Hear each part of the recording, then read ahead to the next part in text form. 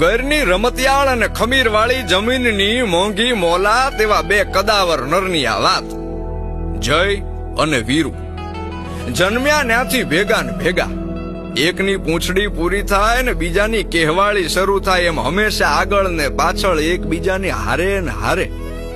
જો ગીર અયોધ્યા હોય તો જય અને વીરુ ત્યાંના રામ ને લક્ષ્મણ. બંનેના રૂપ અત્યંત વિકરાળ અને ઘટાદાર કેશવાળીના માલિક.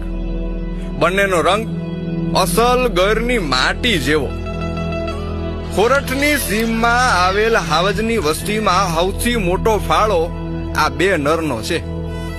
એક દીમાં 30 થી 40 કિલોમીટરનો પ્રવાસ ખેડી શકે એવા આ નર શિકાર કરવા ભેળા જાય અને એક મારણ કરતો હોય ત્યારે બીજો સિંહ બાળની રખેવાળી કરે. ઘરનું અસલ રાજ પરિવાર જ જોઈ લે. આંગણે આવતા કે રસ્તે મળતા કોઈ માનવીને કનડગત નહીં કરવાનો. બેયનો બાદશાહી મિજાજ.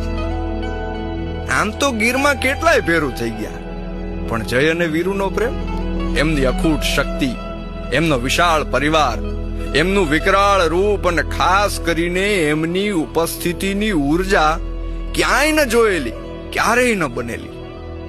આપણા દેશના વડાપ્રધાન માનનીય શ્રી નરેન્દ્રભાઈ મોદીને ગર માટે અખૂટ પ્રેમ છે.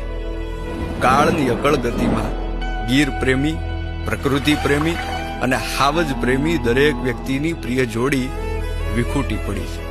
ગર પંથકની માલિપા દંત કથા બની ગયેલી જયવીરુની જોડીના ગીતો આજે ગવાય છે.